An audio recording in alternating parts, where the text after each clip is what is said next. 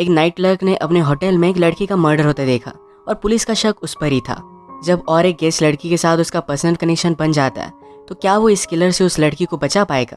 ये हम आज की हमारी मूवी द नाइट क्लर्क, ये 2020 की एक मिस्ट्री क्राइम हॉलीवुड मूवी में देखेंगे। अगर आपको वीडियो अच्छा लगता है तो प्लीज़ इसे लाइक और कमेंट जरूर कर दीजिएगा। तो बिना किसी देरी के एक्सप्लेनेशन स्टार्ट करते हैं। मूवी स्टार्ट होती है और हम हमारे मेन कैरेक्टर पार से इंट्रोड्यूस होते हैं। जिस होटल में वो काम करता था उसी होटल में उसने छुपकर हर रूम में कैमरे लगा दिए हैं। वो घर पर इन सब की रिकॉर्डिंग देख रहा था। एक्चुअली बार्ड को एक बीमारी है जिसका नाम है एस्पर्गस। इससे वो लोगों से सही तरीके से बात नहीं कर पाता। वो कभी भी अपना कंट्रोल लूज कर सकता है। जब भी उस टेप को देखता है तो लोग एक दूसरे से कैसे बात करते हैं इस बात को स्टडी करता है। वो भी नॉर्मल लोगों की तरह बोलना चाहता था। वो अपने रूम में अपनी मदर को भी कभी आने नहीं देता। उसकी मदर ने खाना रखा और वो अकेले ही खाना खाने के लिए बैठ गए। बर्ड अपनी मदर को नीचे से खाना खाते हुए देख रहा था। मतलब वो अपनी मदर की कंपनी तो चाहता है पर सामने नहीं आना चाहता। इसके बाद वो अपने जॉब पर गया। उसका मैनेजर कहता है तुम कैसे हो, पर बर्ड ने कहा कि ये बहुत ही कॉम्प्लिकेटेड क्वेश्चन है, इसे आंसर देने में टाइम लगेगा।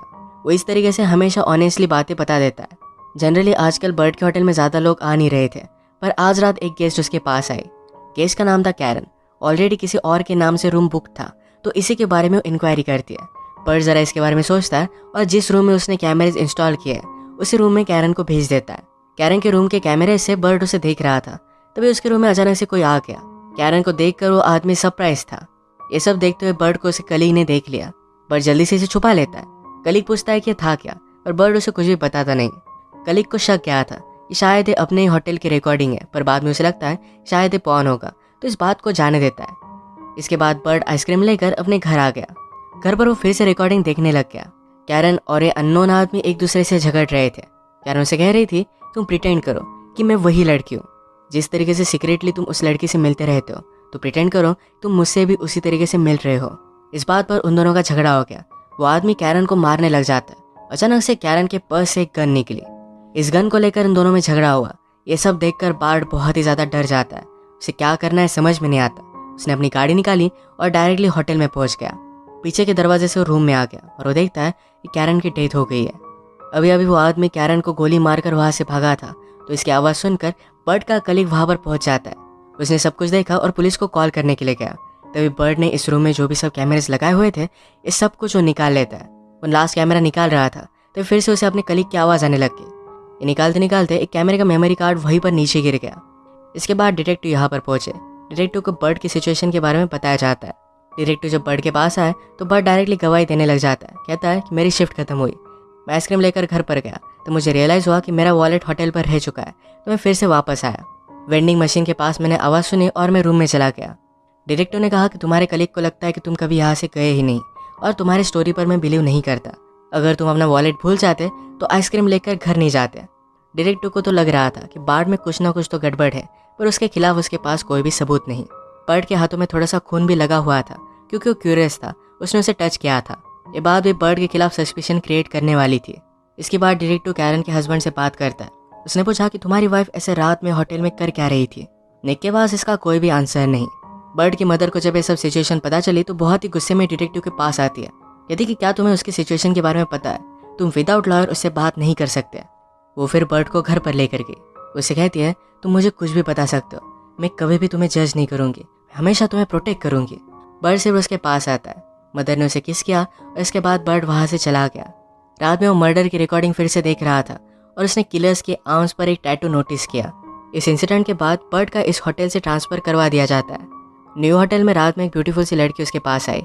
उसका भी रूम ऑलरेडी बुक था। वो हमेशा यहाँ आती रहती थी तो बर्ड न्यू है ये चीज़ वो नोटिस करती है। उसने बर्ड के साथ बहुत ही अच्छे से बात की थी। बर्ड को उसे मिलकर बहुत ही अच्छा लगा। रात में वो घर जाकर वो दोनों जब बात कर रहे थे तो उसकी रिकॉर्डिंग वो सुनता है। वो वंडर करता है कि अगर वो एंड्रिया से नॉर्मल बात कर पाता तो उसे क्या कहता। सब कुछ आंसर्स वो बहुत ही अच्छी तरीके से देता। नेक्स्ट सीन में हम देखते हैं कि डिटेक्टिव बर्ड पर नजर रख रहा था। बाहर बर्ड जब ग्रोसरी शॉपिंग के लिए गया तो फिर से एंड्रिया से मिलता है। उससे सही तरीके से बात करना चाहता था पर फिर भी वो कॉफ़ी को लेकर बहुत सारी इन्फॉर्मेशन उसे देने लग जाता है।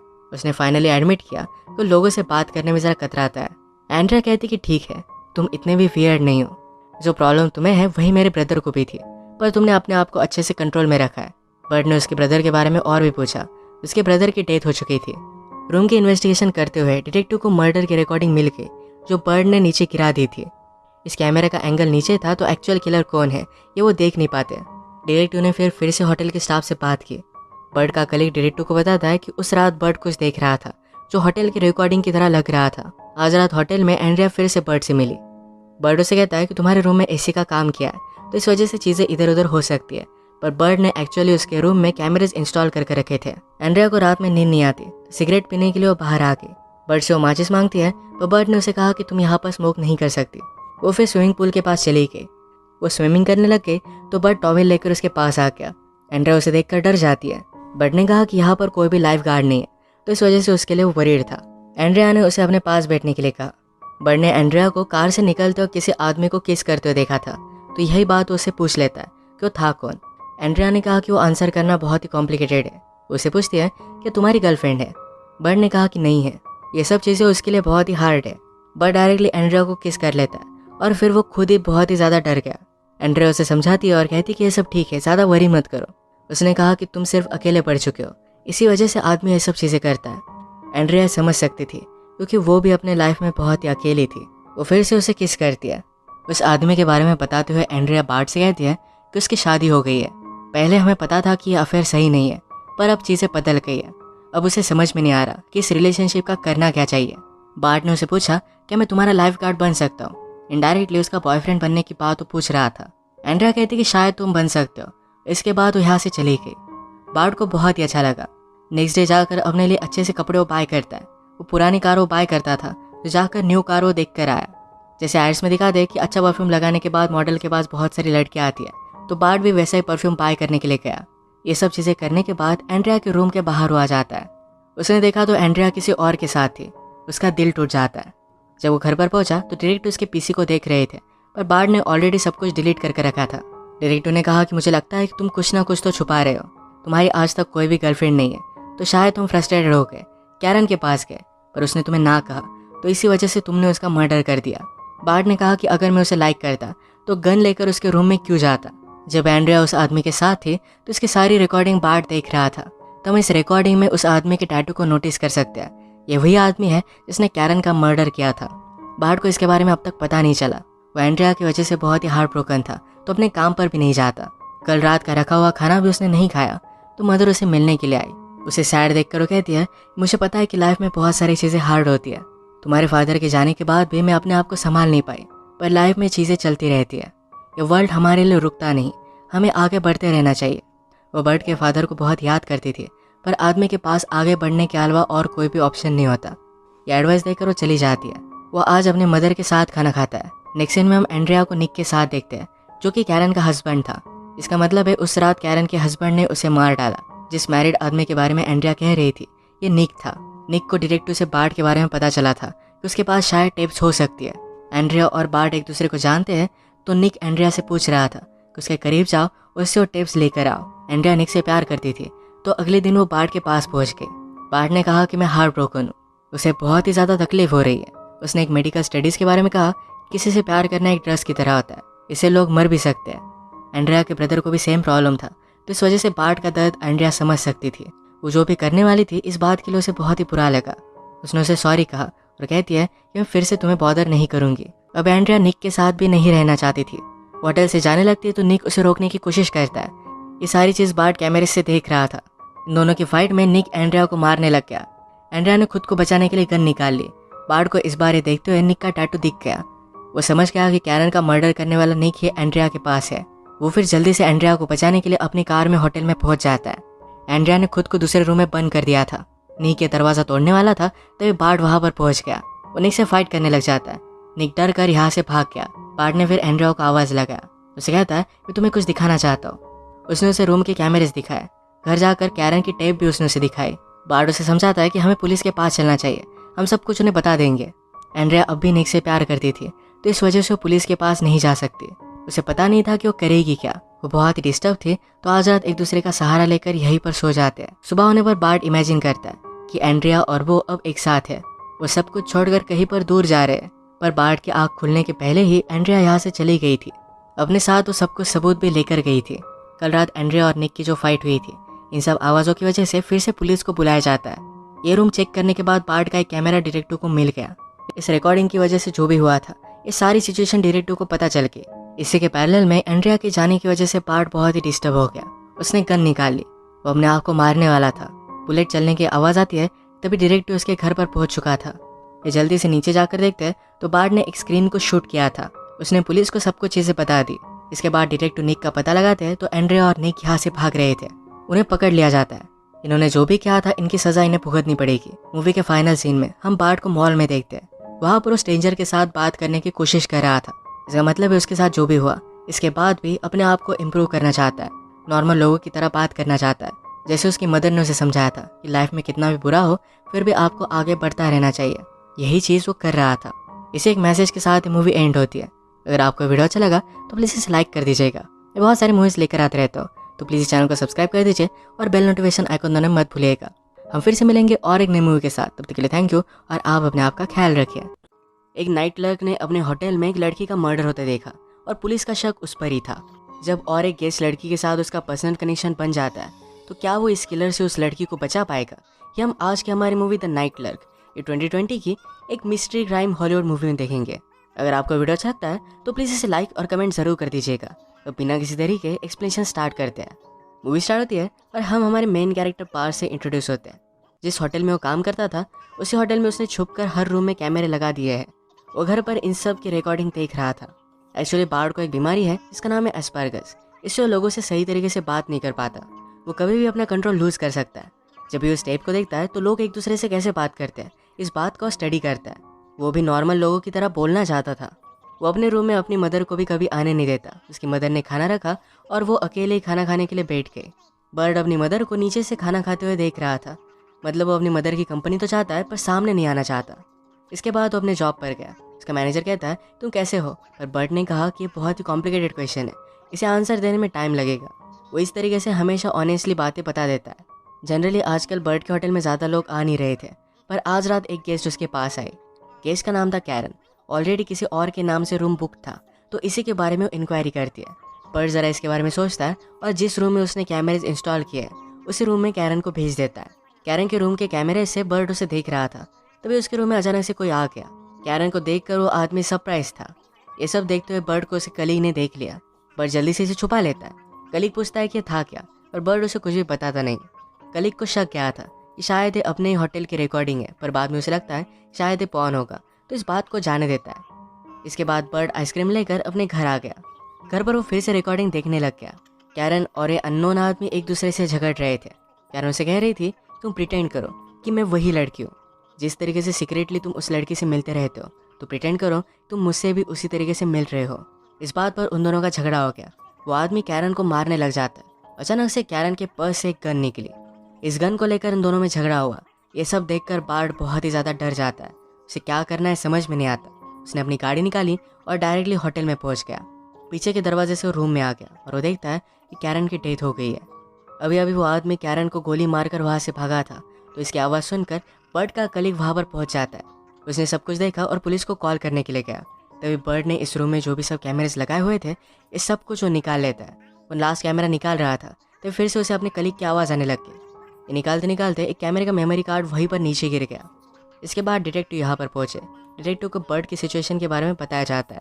डिटेक्टिव जब बर्ड के पास आए तो बर्ड डायरेक्टली गवाही देने लग जाता है। कहता है कि मेरी शिफ्ट खत्म हुई, मैं आइसक्रीम लेकर घर पर गया तो मुझे रियलाइज़ हुआ कि मेरा वॉलेट होटल पर रह चुका है, तो मैं फिर से वापस आया। वेंडिंग मशीन के पास मैंने आवाज़ सुनी और मैं रूम में चला गया।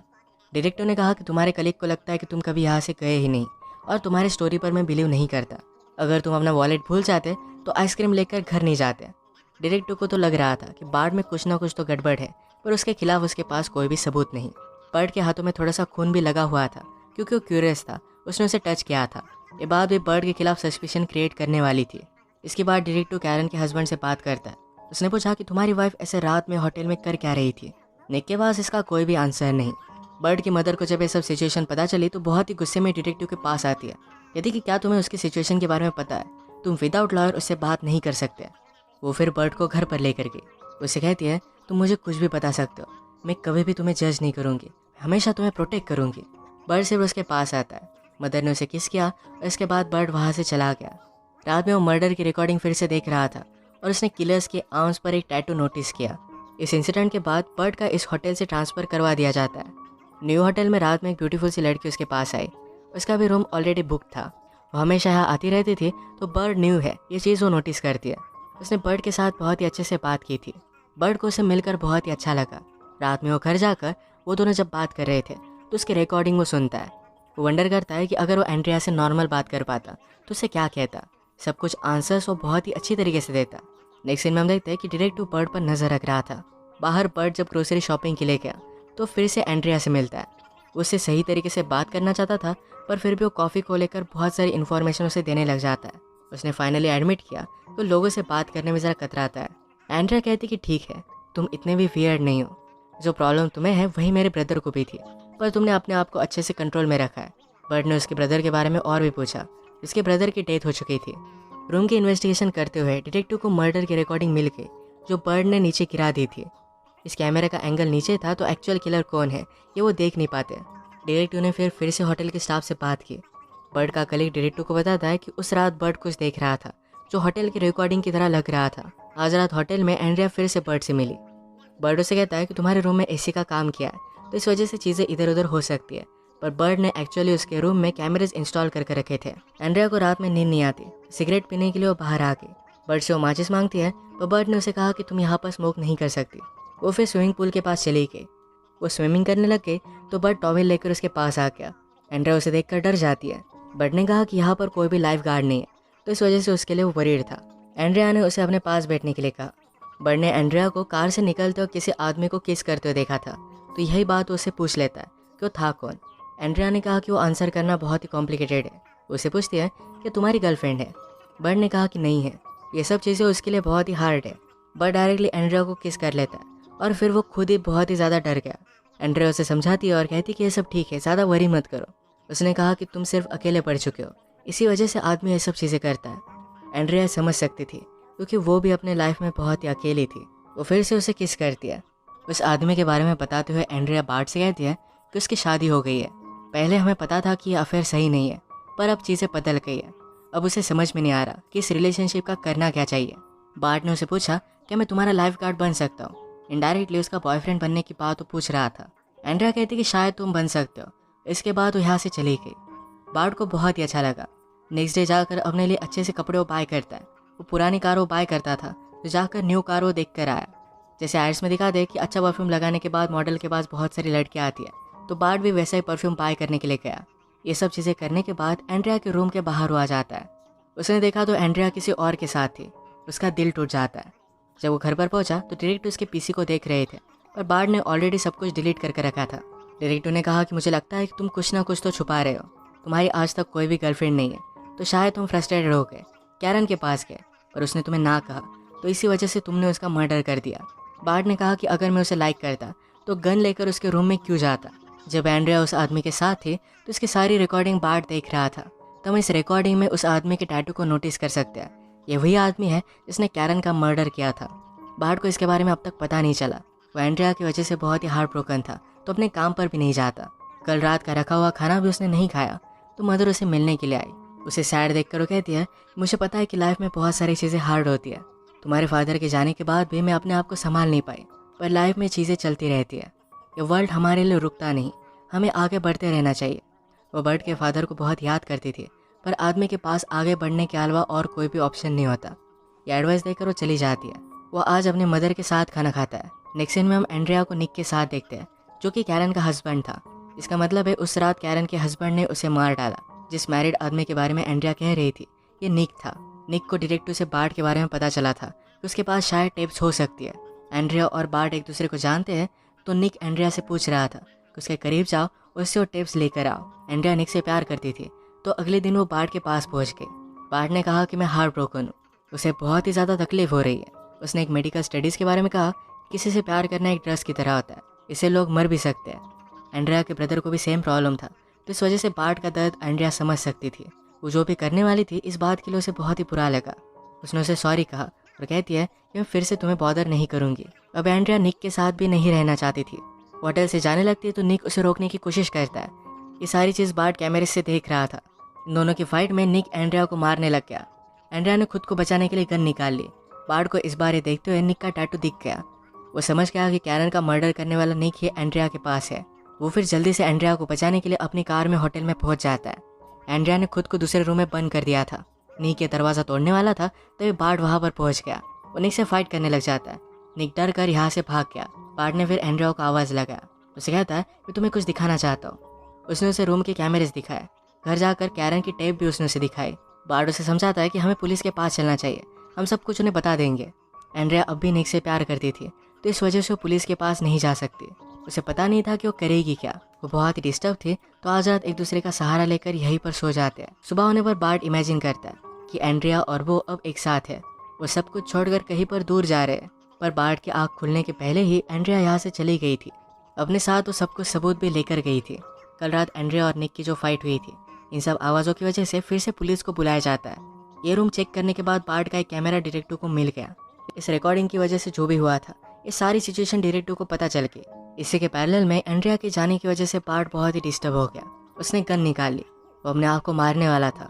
बुलेट चलने की आवाज़ आती है तभी डिटेक्टिव उसके घर पर पहुंच चुका था।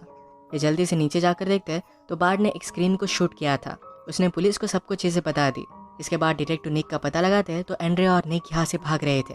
उन्हें पकड़ लिया जाता है। इन्होंने जो भी किया था इनकी सज़ा इन्हें भुगतनी पड़ेगी। मूवी के फाइनल सीन में हम बार्ट को मॉल में देखते हैं। वहाँ पर वो स्ट्रेंजर के साथ बात करने की कोशिश कर रहा था। इसका मतलब है उसके साथ जो भी हुआ इसके बाद भी अपने आप को इम्प्रूव करना चाहता है। नॉर्मल लोगों की तरह बात करना चाहता है। जैसे उसकी मदर ने उसे समझाया था कि लाइफ में कितना भी बुरा हो फिर भी आपको आगे बढ़ता रहना चाहिए। यही चीज़ वो कर रहा था। इसे एक मैसेज के साथ मूवी एंड होती है। अगर आपको वीडियो अच्छा लगा तो प्लीज़ इसे लाइक कर दीजिएगा। मैं बहुत सारे मूवीज़ लेकर आते रहता हूँ तो प्लीज़ इस चैनल को सब्सक्राइब कर दीजिए और बेल नोटिफिकेशन आइकन दबाना मत भूलिएगा। हम फिर से मिलेंगे और एक नई मूवी के साथ। तब तक के लिए थैंक यू और आप अपने आप का ख्याल रखिए।